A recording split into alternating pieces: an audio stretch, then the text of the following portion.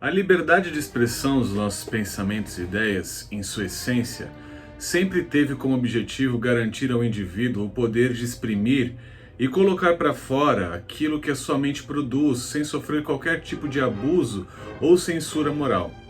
Porém, no mundo contemporâneo, nós podemos afirmar que esse direito, que até mesmo está expresso na nossa Constituição Federal, já foi suprimido e sufocado de maneira preocupante. Essa batalha ela pode estar sendo perdida agora, mas o início dela se deu em meados do século passado, quando um grupo de intelectuais e filósofos se uniram para criar uma corrente de pensamento que tinha como foco a implantação da denominada teoria crítica da sociedade, que visava não apenas apontar supostos erros, mas mudar a sociedade como um todo, diferentemente das teorias tradicionais da sociologia e da filosofia clássica, que buscavam entender e explicar o contexto do homem na sociedade. Sendo assim, esse grupo de pensadores do Instituto de Pesquisas Sociais de Frankfurt criaram o que viria a ser conhecido como a Escola de Frankfurt. E essa série de vídeos tem como objetivo uma breve introdução sobre os temas atuais que foram afetados por esses pensadores. Max Horkheimer, Jürgen Habermas, Theodor Adorno, Herbert Marcuse e Erich Fromm, para citar apenas alguns deles, foram os pais fundadores de uma instituição que tinha como objeto de desejo a alteração do pensamento cultural no Ocidente como um todo. De acordo com Horkheimer, a teoria crítica tinha o objetivo de libertar os seres humanos das circunstâncias que os escravizam. Esse pensamento que norteou a teoria crítica desse grupo foi inspirado em sua totalidade pela ideologia marxista e todos os seus preceitos.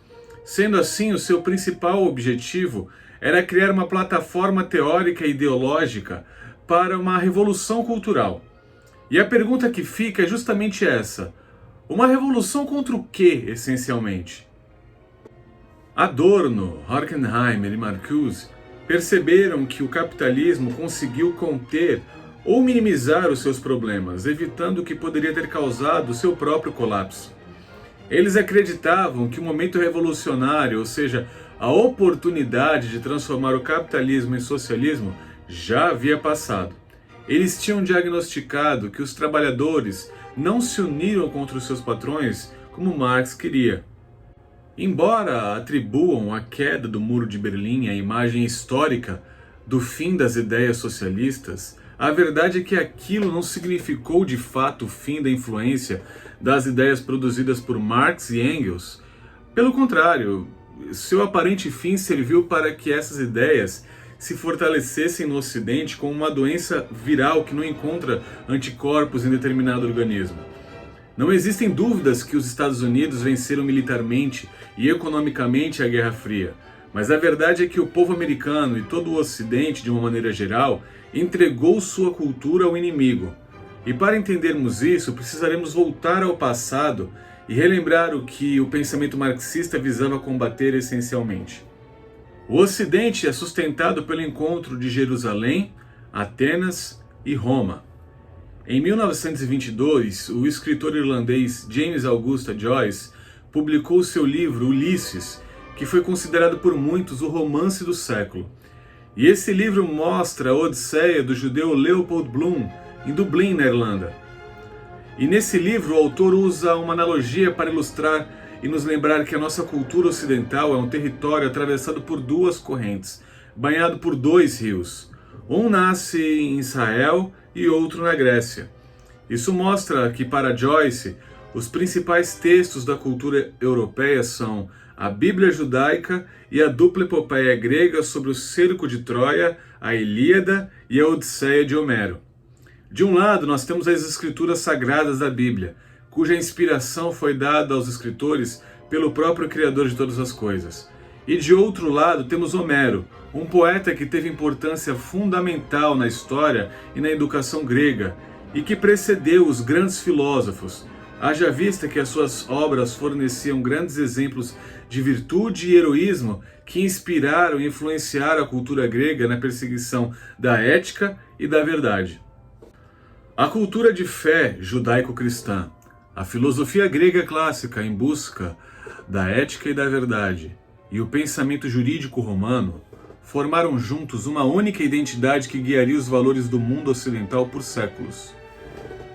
Mas é apenas observar o que foi a escola de Frankfurt para perceber que o pensamento que dela surgiu contraria tudo isso. Eles alegavam, por exemplo, que a sua teoria crítica da sociedade era a teoria da verdade. A filosofia ocidental de Tomás de Aquino a Immanuel Kant deveria ser sumariamente descartada e substituída pelas regras próprias e dogmáticas da escola de Frankfurt, a qual, segundo eles, continha todas as diretrizes do pensamento correto. Te lembra alguma coisa?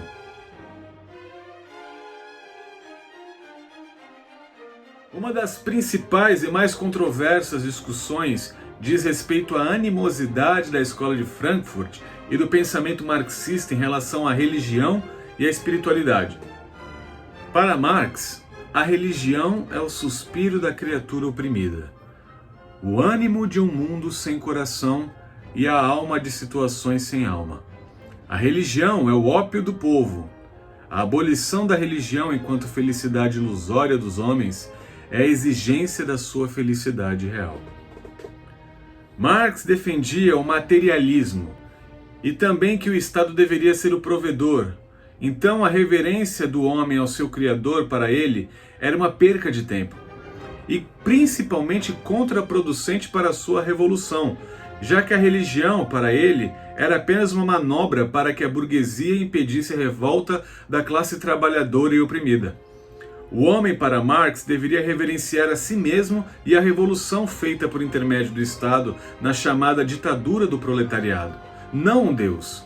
Por isso, a família como instituição primária, seguida pela espiritualidade e pela crença em Deus e seus ensinamentos, representavam obstáculos rígidos para a concretização da sua revolução proletária, que levaria para a instauração de um mundo comunista. Marx disse que meu objetivo na vida é destronar Deus e destruir o capitalismo. Com base no marxismo clássico, o neomarxismo praticado pelos pensadores de Frankfurt adicionou, junto à contestação da crença institucionalizada já criticada pela obra de Marx, a egolatria.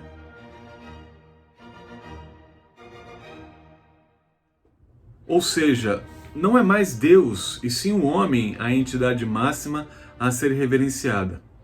Nós podemos notar o reflexo e o exemplo desse pensamento neomarxista quando nós analisamos o comportamento de grupos como o feminismo, que usa o slogan "Meu corpo, minhas regras" para distorcer o conceito de vida e praticar o aborto. A escola de Frankfurt acreditava que, ao extirpar a humanidade da espiritualidade, o homem viveria livremente sem o sentimento da responsabilidade e sem o fardo da sua própria consciência. Temos visto hoje em dia a colheita desses frutos plantados há tanto tempo. Uma geração que se nega a assumir a responsabilidade pelos seus próprios atos, que se nega a tomar as rédeas da sua própria vida em busca de um aperfeiçoamento do próprio ser. Eles vivem apenas em busca dos prazeres como meros animais irracionais. Não importa mais os meios, e sim como chegar ao fim desejado, que é a pura satisfação momentânea.